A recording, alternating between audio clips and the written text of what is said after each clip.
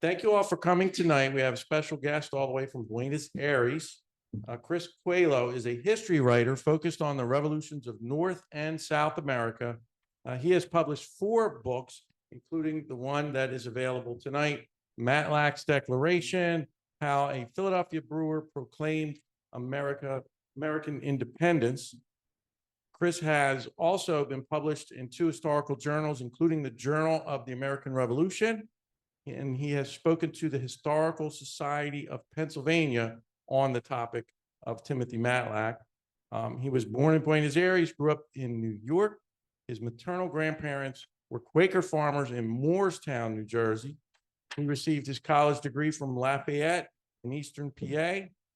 He lived and worked in San Francisco, studied intensively here in Philadelphia, and he currently lives with his family in Buenos Aires. Chris?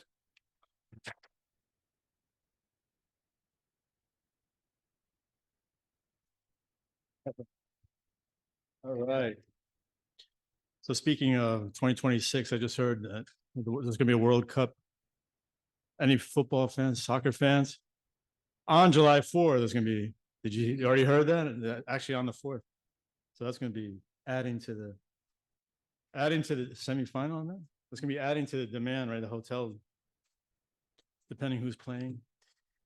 So we're following Argentina, of course, for the Copa America final coming up.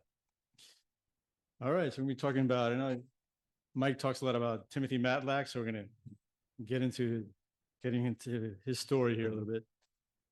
So here we're looking at, on Wednesday in early May 1776, the city of Philadelphia was alarmed by the sound of cannon fire. American galleys had engaged with British warships downriver. With the enemy at hand, the time had come for Congress to declare independence. But one who opposed the measure was the famous John Dickinson, the leader of the Pennsylvania Assembly and a delegate to Congress. His instructions ordered his delegation to dissent from and utterly reject any proposition in Congress that might lead to a separation from the mother country or a change in government.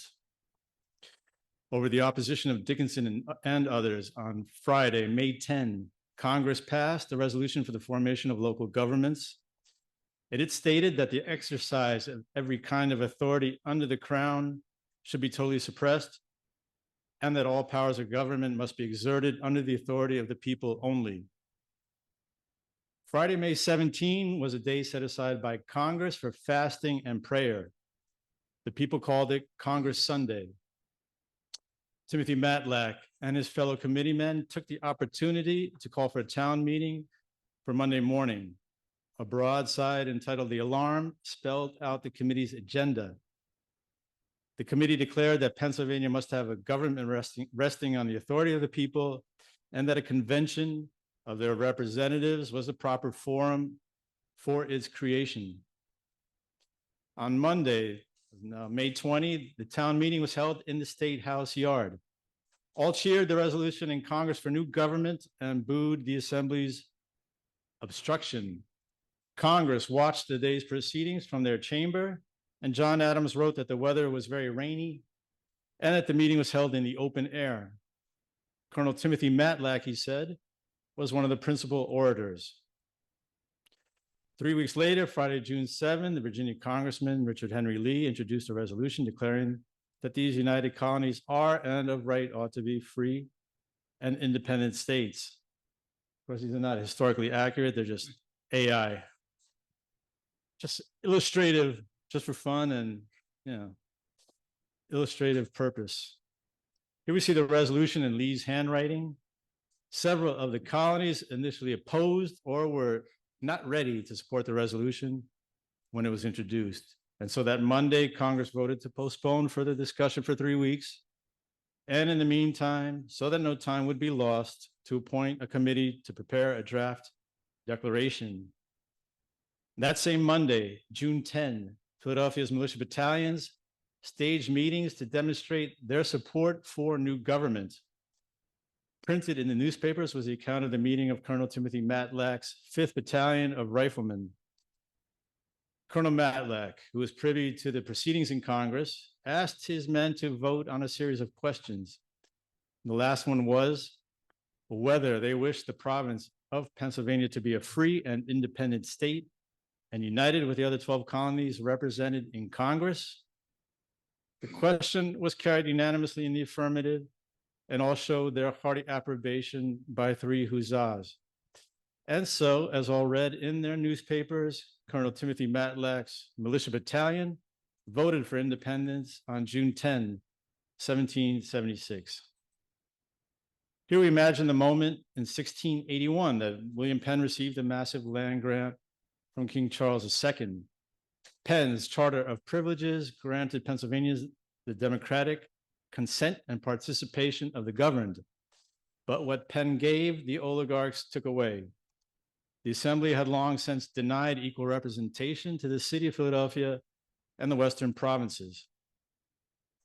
Pennsylvania's proprietary government came to an end on June 14, the day the General Assembly was forced to adjourn. And with the authority of Congress, Matlack's committee deposed the body, which had proven itself incapable of leading the foundation of a Commonwealth. A conference of committees opened 4 days later at Carpenter's Hall, and this meeting served as Pennsylvania's temporary government. At the end of the conference, Philadelphia's militia battalions were called to parade on the grounds of Carpenter's Hall. A speaker rose to address the ranks. You are about to contend for permanent freedom to be supported by a government which will be derived from yourselves. They all knew this was no ordinary summer, no ordinary year.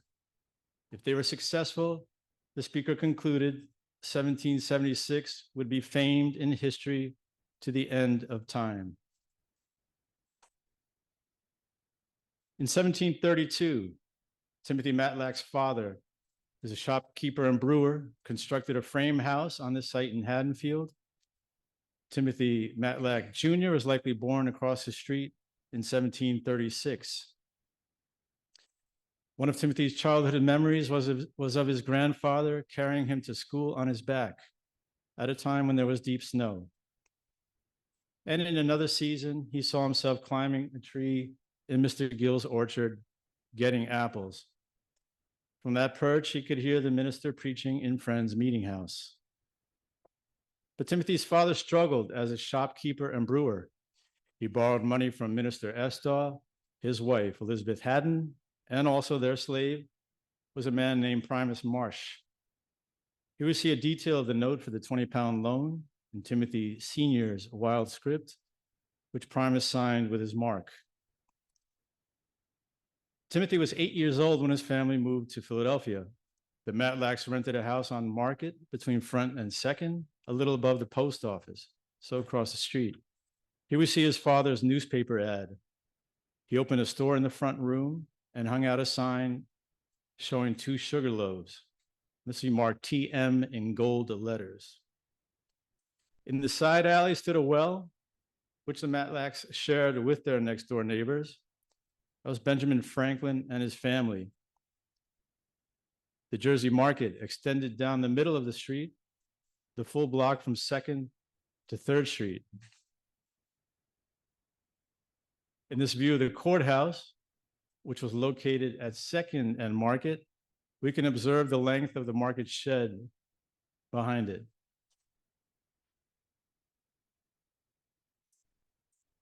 In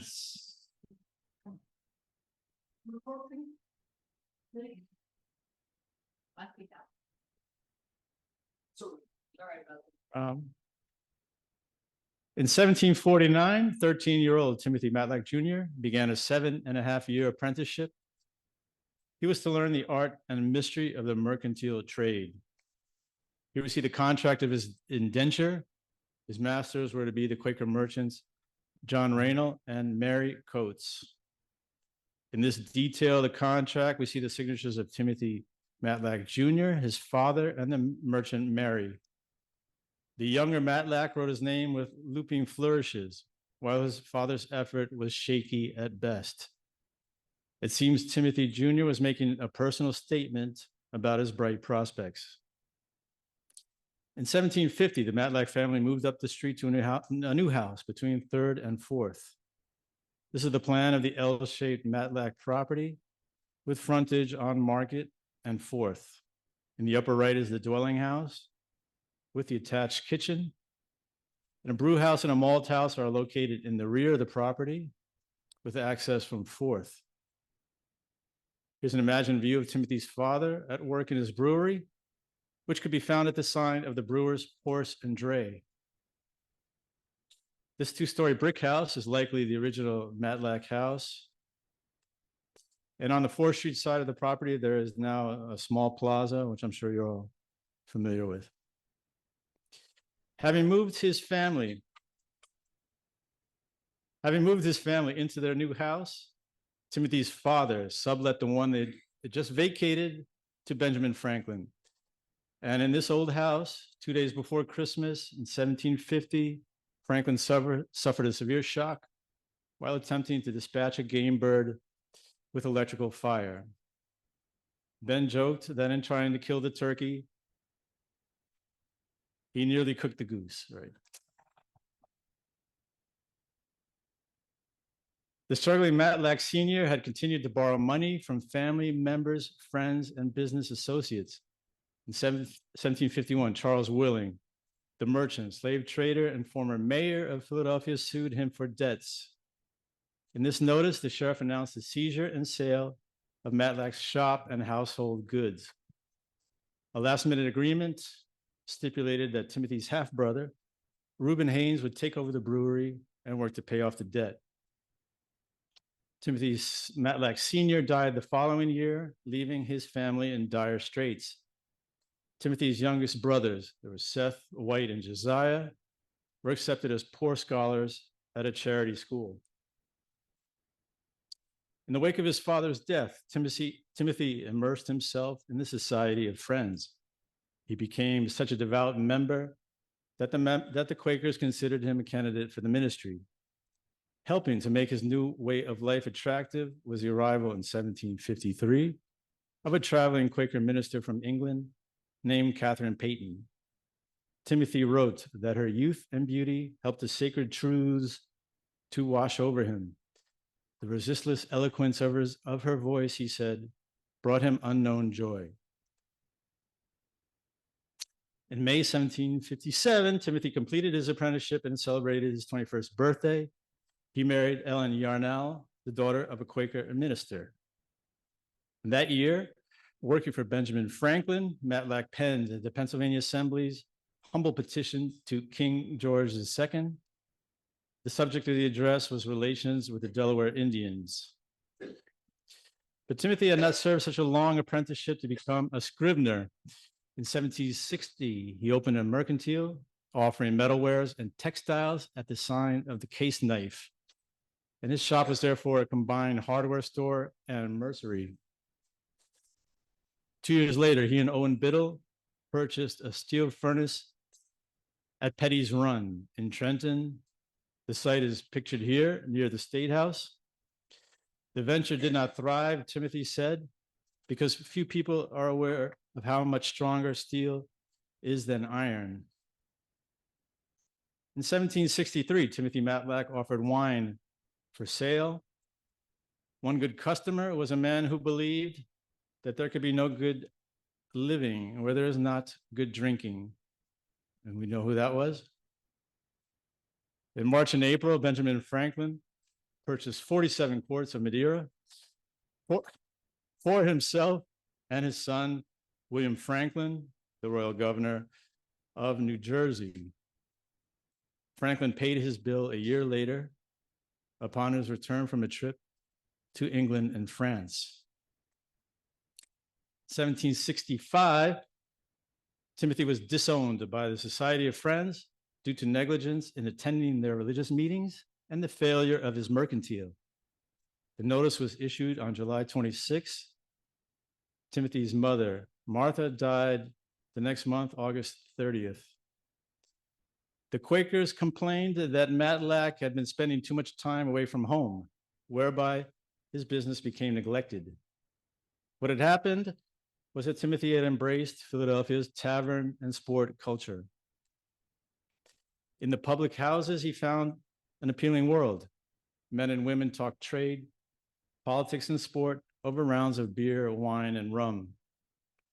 This was a time of fascination with the public world, as manifested by the widespread popularity of tavern going. Timothy joined in with eagerness, and people took notice. He was on his way to becoming a public man. In 1766, Matlack advertised bottled beer, Philadelphia brewed. His store was on 4th Street, a few doors below Market. His bottles were likely made by the Worcester Glass House in New Jersey. He stamped his corks in black letters, Tim Matlack, Philad. Horse racing was one of the most popular sports in the middle and southern colonies. Philadelphia's Jockey Club hosted spring and fall races. In October 1767, Quakers complained that scenes of reveling and debauchery continued for several days after the last races in the center of the seat of government. But for Timothy Matlack and his friends, horse racing was a passion. Burning with race fever, he and 2 friends paid a hefty price for Maryland Governor Sharp's 3-year-old gray mare, Britannia. In March 1768, Matlack was sued by a London merchant for unpaid debts. Judge Walm declared the defendant insolvent and confined him to debtor's prison. The prison and the workhouse were located on the southwest corner of 3rd and Market.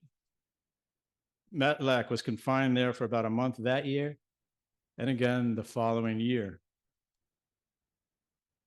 On Tuesday, March 6, 1770, a clear sunshine day, James Delancey, Esquire from New York, and Timothy Matlack from Philadelphia faced off at a big cockmain at Richardson's Tavern on the Germantown Road. Delancey pitted 20 English gamecocks, while Matlack handled locally bred roosters. Spectators drank and gambled, and the day's entertainment ended in a mass brawl. In an elegy entitled "The Cockfighter," the future Declaration signer, Francis Hopkinson, lamented that Delancey wasted his talents in a barbarous and cruel sport. Unborn chickens, he said, would curse Delancey's name. In this blood sport, Matlack made a name for himself, for some a hero, and for others a villain. His cockfighting fame or infamy followed him throughout his political career. But after the big event, Timothy was a man known to everyone. In this new ad, he printed his name in large type. He had by now relocated to the old brew house located on 6th Street near the State House. Now, whereas Samuel Adams was a partner in his family's malt house, Timothy Matlack was a master brewer. For any craft beer enthusiasts here today, Matlack wrote that a wort of malt and hops fermented at 65 degrees and separated from its yeast in due time becomes spontaneously fine and even bright, soft, and free from bitterness. Following the Boston Tea Party, Parliament's coercive acts were met by the colonists with outrage and defiance. In May 1774, Rhode Island and Virginia called for a general Congress, and in early June, a large town meeting in Philadelphia agreed that a Congress of the several colonies was a proper mode for securing their rights and liberties. On September 5th, the General Congress convened at Carpenter's Hall. A referral from Benjamin Franklin led to Timothy's hiring as clerk under Secretary Charles Thompson. Working for Thompson, he penned Congress's petition to King George III in October. The Second Congress convened in May, following year 1775. In June, Matlack created George Washington's commission as General and Commander-in-Chief of the Army of the United Colonies. In early July, he penned the Olive Branch Petition. Now, in December 1775, Congress took steps to building a continental navy. As a Marine Committee Secretary, Matlack submitted specifications for gunships to Committee Chairman John Hancock. Here we return to where we left off in the summer of 1776. As we all know, on July 2nd, Congress voted in favor of the resolution on independence. But do we know how many of Pennsylvania's 8 delegates voted in favor? Anyone? 3. The answer is 3. Benjamin Franklin and there we go. The delegation voted 3 in favor, 2 against, and 3 abstained. Pennsylvania Evening Post that evening printed the news. But where is it on the page? There you go, in the first column, in the middle. This day, the Continental Congress declared the United Colonies free and independent states. So the news arrived probably just before going to the press. This image from the 19th century shows the crowd celebrating on July 4, 1776 with the ringing of the State House bell. July 4, of course, was the day Congress completed work on the text and formally adopted their Declaration of Independence. Here we see a detail of the extensive edits and deletions the delegates made to the draft. The printer was clearly going to need a clean manuscript. A fair copy of the corrected draft was now likely prepared by a staff member, perhaps Matlack himself. According to several witnesses, the declaration was read out that afternoon to the crowd gathered at the State House. One of those present, a young man named Anthony Morris, said Timothy Matlack was the speaker. Our supposition is that Matlack read from the manuscript copy before it went to the printer. And this was the first public reading of the Declaration. In preparing to proclaim the Declaration, Matlack took steps to deliver its memorable lines with a measured cadence that would lift the hearts of patriots. To guide himself, he likely ticked the manuscript with little stroke marks, following a system invented by Thomas Jefferson. The idea was to cue the speaker as to where to pause for a breath and where to emphasize a certain phrase. Here we see an example of Jefferson's diacritical marks in a section of the rough draft. After Matlack read out the Declaration at the State House and again at the courthouse, he likely delivered the manuscript to Dunlap's print shop, which is next door here. Here we see a detail of the printer's proof copy, which was likely inspected by a staff member of Congress. Now, there's a repeated mistake in the proof, which is these random quotation marks. You can see those. Now, how did this happen? There's only one proof copy, as you know, probably knows in the Pennsylvania Historical Society. It's only a half page of the proof. And so we see these random quotation marks. Now, how did this happen? Anyone want to take a guess?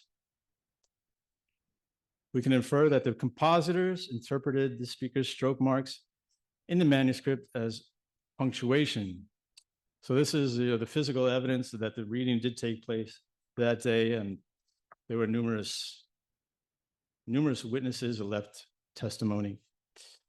The metal type for each quotation mark was removed, leaving the open spaces we can observe in this detail of the final broadside. For example, after one people, and after all men are created equal. The famous ceremonial reading on Monday, July 8th was actually a campaign event. At stake that day were seats in the all-important Pennsylvania State Constitutional Convention. Adams wrote that the election for the city was carried on amidst all this lurry. Matlack, he said, was one of the delegates elected. Also elected was Franklin, Rittenhouse, Cannon, Biddle, Schlosser, and Coelho. The convention opened a week later. On July 20, the convention dismissed 4 of the 5 delegates to Congress who had not voted for independence. These were replaced with 5 new men. We have George Clymer, Dr. Benjamin Rush, George Ross, Colonel James Smith, and George Taylor. Secretary Charles Thompson had just assigned Timothy the task of preparing the official parchment copy of the Declaration. Matlack did more than simply pen the document. He made important changes to punctuation and capitalization as described by Daniel Allen, a professor at Harvard. Most importantly, he clarified the long second sentence by inserting a comma and dash after pursuit of happiness, and after consent of the governed. By doing so, he revealed the true logic of the sentence's three clauses. Here's the true and complete second sentence. Because of an error in the stone engraving, which we just saw, the sentence is not presented correctly on the National Archives' own website. And this is also true of most books and websites. AI has to be prompted to acknowledge that this is the correct sentence. So who would like to come up and read this? Anyone? Who's our good reader? Who's our good reader here? Mike? Got to be on camera. You got to come over here to be on camera. No, but then you won't be able to see it. So just over there off camera. It was to show the structure of the three VAT clauses. And there's a long discussion that this professor, Danielle Allen, has on that. She has a whole, like a 25-page article about it. All right. There you go. There you go from that mic. We hold these truths to be self-evident that all men are created equal, that they are endowed by their creator with certain unalienable rights, that among these are life, liberty, and the pursuit of happiness, that to secure these rights, governments are instituted among men, deriving their just powers from the consent of the governed, that whenever any form of government becomes destructive of these ends, it is the right of the people to alter or to abolish it, and to institute new government, laying its foundation on such principles and organizing its powers in such form as to them shall seem most likely to affect their safety and happiness. All right. Very nice. That's one long sentence. That's one long sentence. That's the delegates to Congress began signing Matlack's parchment copy on August 2nd. Pennsylvania's 5 new delegates all signed, along with the 4 who had been retained, for a total of 9 signatures for Pennsylvania. On August 2nd, Matlack himself was at Perth Amboy, New Jersey, with his militia battalion. General Washington had ordered the Pennsylvania militia to guard the coast against incursions by the British Army stationed across the narrow waterway on Staten Island. Matlack was back in Philadelphia a few days later, emphasizing to the convention the urgent need for recruiting. Over the next 2 months, Matlack and his fellow convention delegates struggled to write a constitution and manage Pennsylvania's share of the war effort. The convention closed on Saturday, September 28th, with the signing of the most democratic of the revolutionary constitutions. Its authors believed in self-governance and individual rights.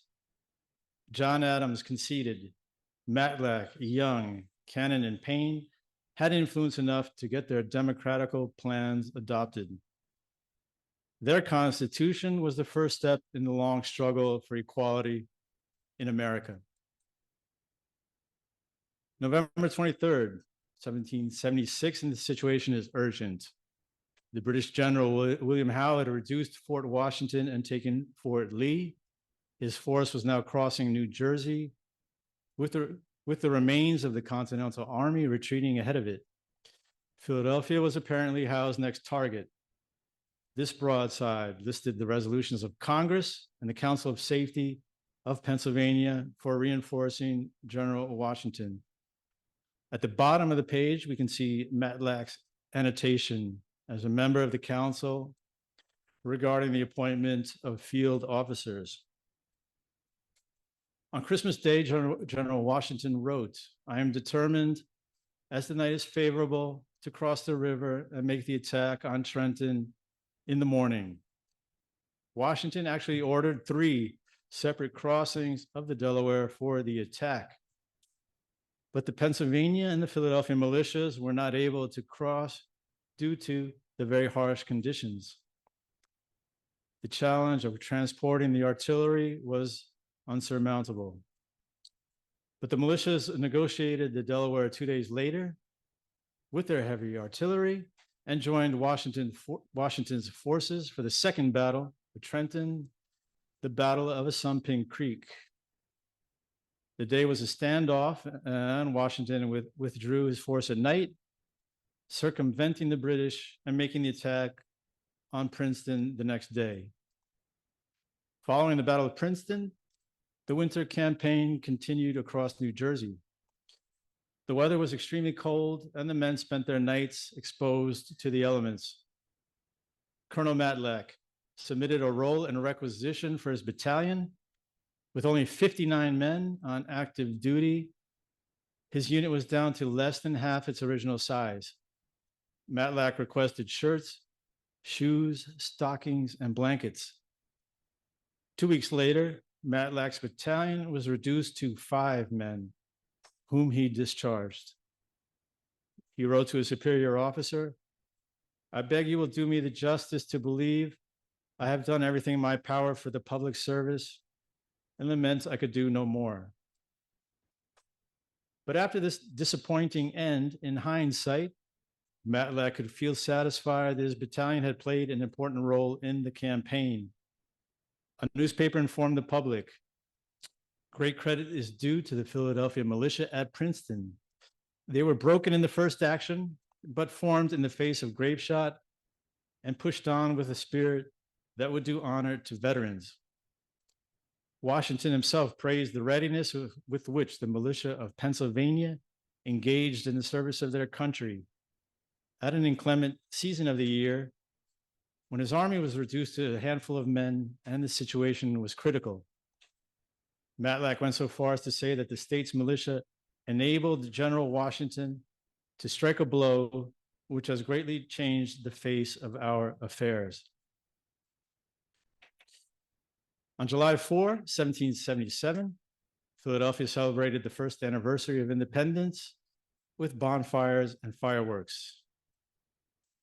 But on September 26, the British Army occupied the city. This is the house in Lancaster Matlack and his family lived in during the 9-month British occupation of Philadelphia.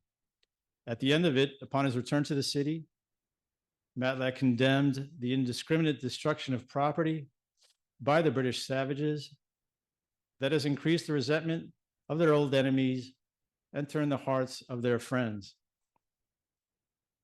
That fall, a suspected British spy was detained by the government.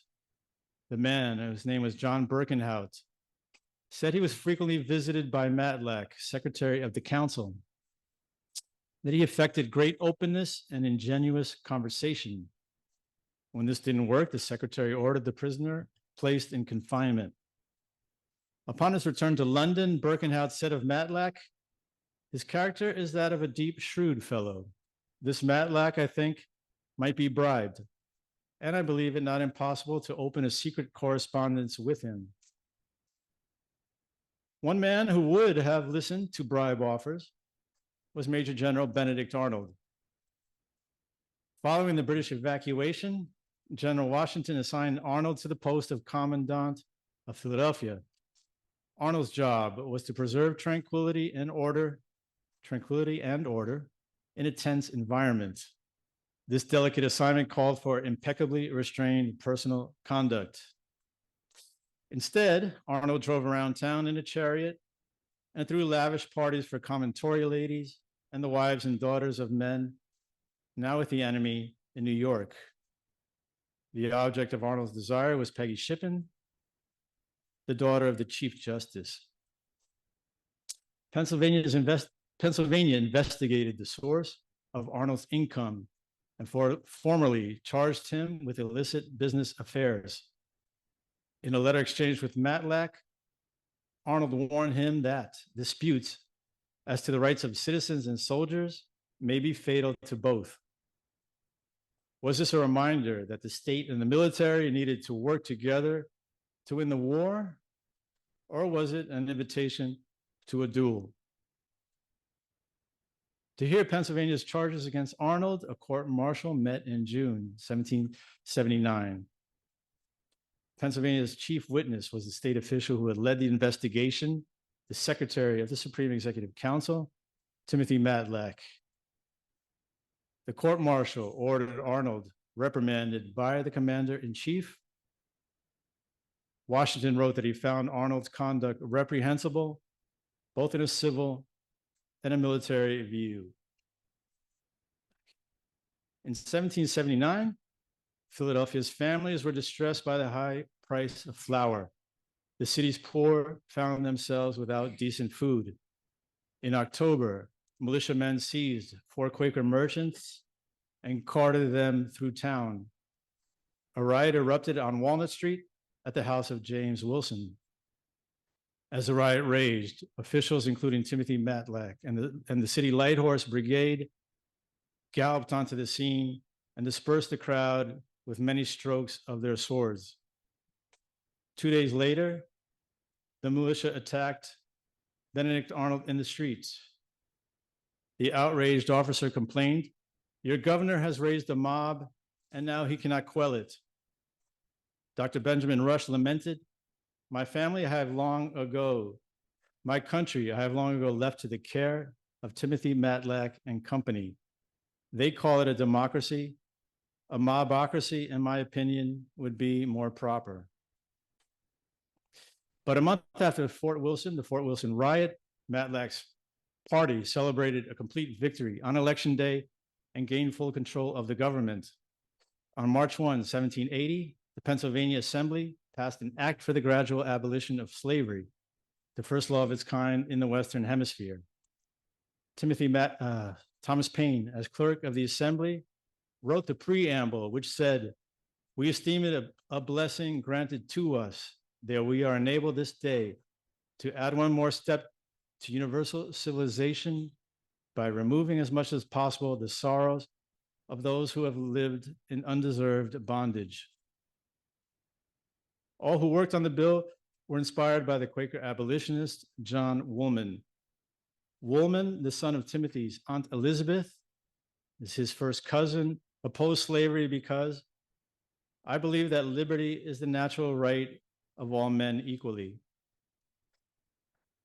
In 1780, the intellectual club founded by Benjamin Franklin, the American Philosophical Society, reconvened at Carpenter's Hall.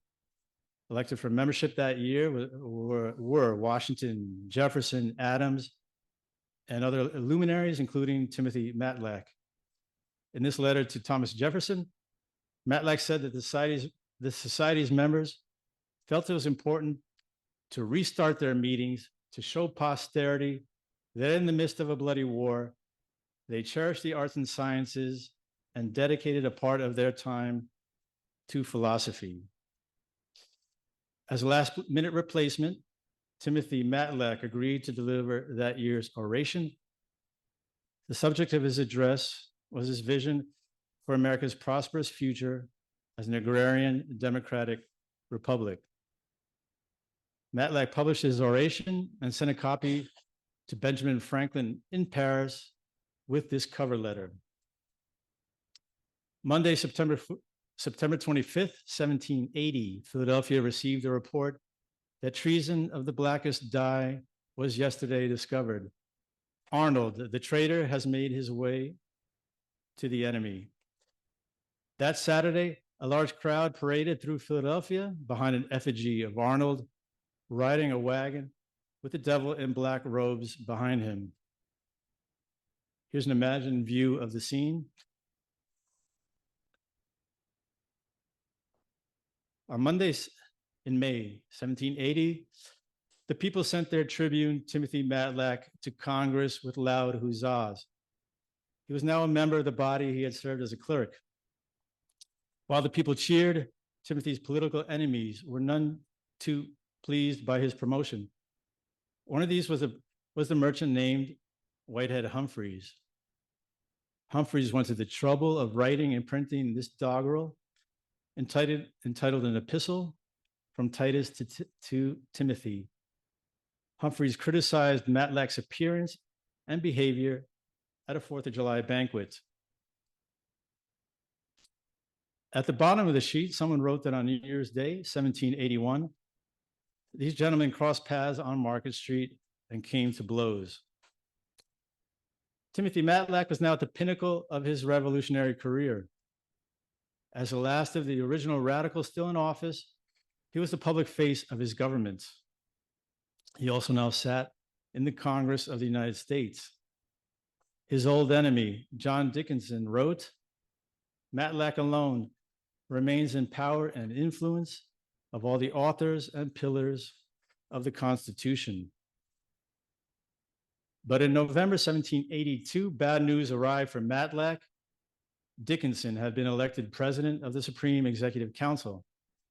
Still seething from his disgrace in 76, Dickinson wanted revenge. 4 months later, the council falsely sanctioned the secretary and asked him to resign his post. Matlack's time at the top of the revolutionary government had come to an end. Timothy Matlack said he fully engaged in the American cause at the moment of Lexington and Concord and the start of the war.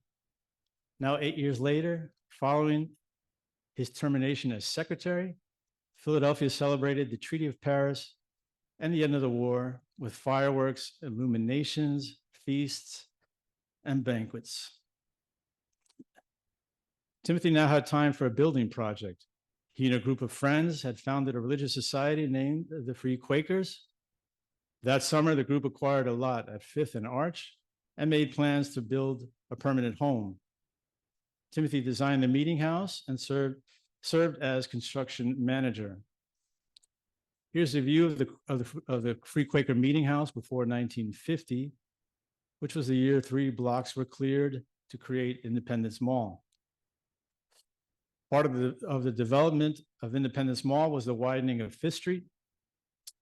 And when the Free Quaker Meeting House was moved to make way, this vaulted cellar remained where it was, now under the streets. In 1785, Dickinson pressed for an adversarial suit against Matlack, which was heard in the Supreme Court. Embarrassingly for Dickinson, the jury found the Commonwealth owed the defendant £75. Supporters writing in the Pennsylvania Packet complained that the charges were unsupported by any evidence whatsoever. But in May 1787, weeks prior to the start of the United States Constitutional Convention, Timothy Matlack was arrested on a false judgment by the Attorney General, who again claimed he owed funds to the state. After 3 weeks in jail, he was discharged by Judge Edward Shippen. That summer, George Washington visited the steel furnace in Manayunk, owned by Timothy's brother, White. Having been vindicated of any wrongdoing, Timothy Matlack was hopefully invited to attend. After Washington's visit that August, one or both of the Matlack brothers received invitations to dine with General Washington on Saturday next at 5 o'clock. Timothy's brother, White Matlack, owned this portrait miniature of George Washington, and this was the focus of the TV show History Detectives. In the summer of 1790, Matlack and 2 fellow commissioners made a diplomatic visit to Corn Planters, a village on the Allegheny River. That fall, Matlack served as host to Corn Planter, Halftown, and Great Tree during their 4-month stay in Philadelphia. The Indian leaders appealed to President Washington for the protection of the lands granted to the 6 nations by the Treaty of Fort Stanwix. Timothy Matlack returned to politics in 1790 as clerk to the state Senate under the new state constitution. He played a high-profile role in the election of Thomas McKean as governor in 1799 and in the presidential election the following year. Pennsylvania's Democratic Republicans felt that they were central to Jefferson's victory. They considered their state the keystone in the Democratic arc. Timothy's wife, Ellen Yarnell Matlack, called Nellie, died in 1791. 6 years later, Timothy married Elizabeth Claypool Cooper, pictured here, at Christ Church. In 1810, he opened a shop at 65 North 2nd Street. He stocked tea, wine, cider, mild ale, and porter.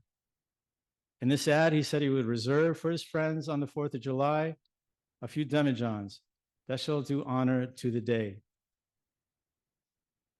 In 1821, the 45th anniversary of independence, America took special care to honor its aging revolutionary generation.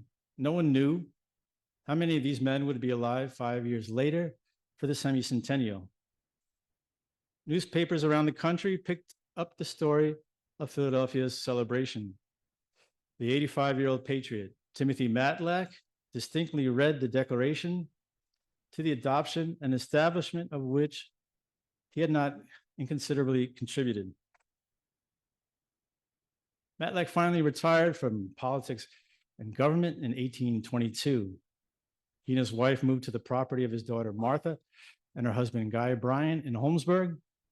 And in 1826, Charles Wilson Peale came to paint his portrait for a second time. Peale said he enjoyed garden walks, distant views of the river, and the sumptuous table. We feasted on raspberries and cream, morning and noon and night.